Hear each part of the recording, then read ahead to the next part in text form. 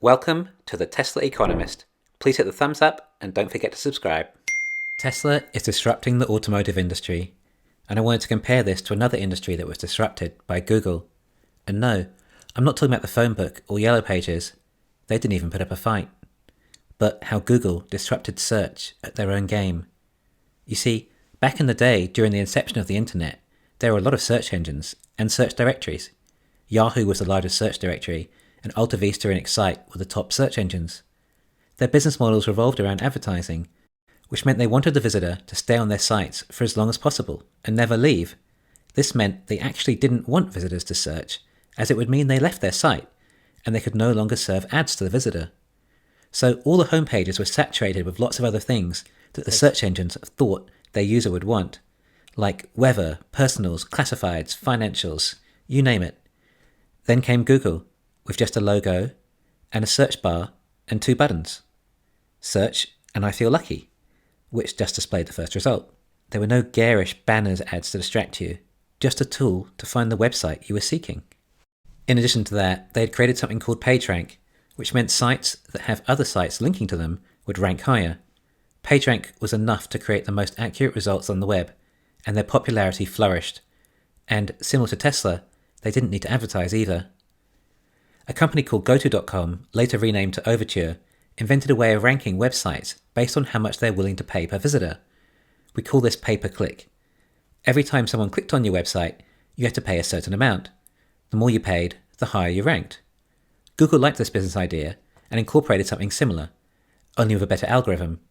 They named it AdWords, and instantly, Google was hugely profitable. Long story short, the other search engines were in trouble. Yahoo was the largest of them all, with a market cap of something like $100 billion at the time. So they started a large acquisition campaign. They bought Overture for their pay-per-click network. And Overture had actually been acquiring search engines themselves to display their pay-per-click, such as AltaVista and all the web. Yahoo also bought a company called Inktomi for their search results. They actually had a deal with Google prior to that.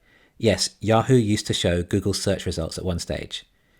Yahoo was on a crazy spending spree, acquiring so many sites like Bebo and Tumblr, spending a fortune, but all of them were misses, especially one called Broadcast.com. This was Mark Cuban's company, who was likely the luckiest person to come out of the dot-com bubble and sold at the peak.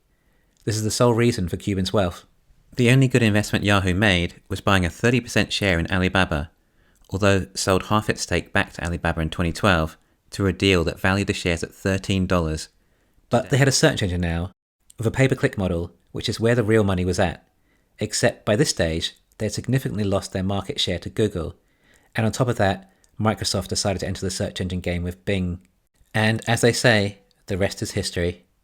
Fast forward to present-day EV industry, and as Mark Twain said, history doesn't repeat, but it rhymes. I think we will see something similar in the auto industry. Sure, some auto manufacturers may just go under, but others might merge and combine forces, as they have a mutual enemy, Tesla, and the enemy of your enemy is your friend.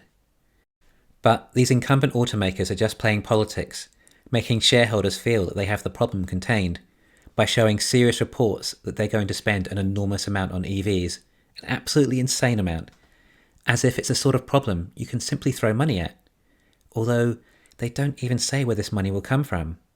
This is similar to what politicians do.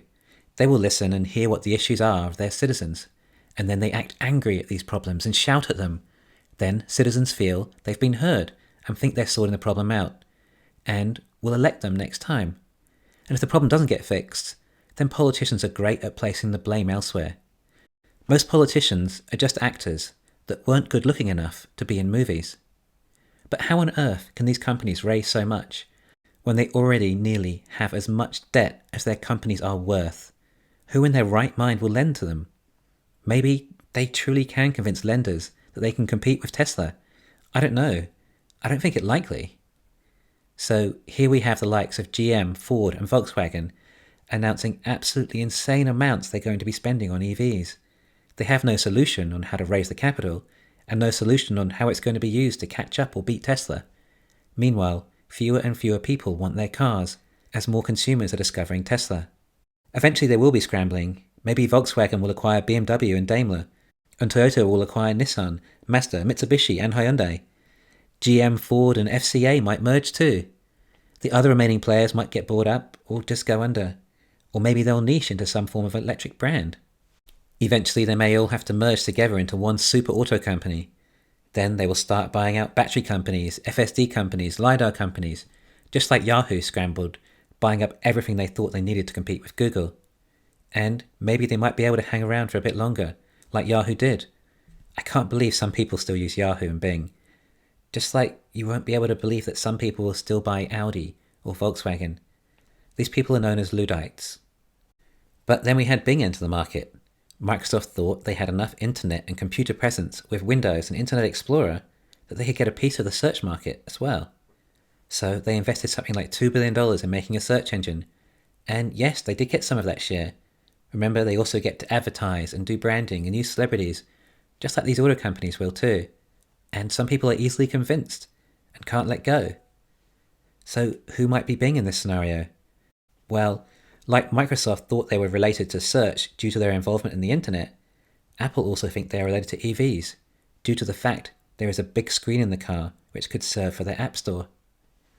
You see, the EV industry is a tech industry. Tesla is a computer on wheels. None of the competition either seem to realise that or simply can't compete with that. All they have done is electrified their current cars, and they haven't done a great job at that either. They have not created a computer on wheels, a digital car or a smart car. They just made electric cars. And now Google dominates the search industry, just like Tesla will dominate the EV industry. Oh, and of course, there's the whole supply chain side. If you think Tesla are struggling with batteries, what chance do the others have?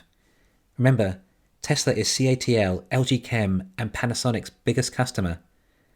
And don't forget, Teslas can actually drive themselves too. And that is the real industry that matters anyway. And no one else is close to any kind of robotaxi network. So it'll be interesting to see how it all plays out. I look forward to reporting on it all. Thanks for listening. Please hit the thumbs up and don't forget to subscribe.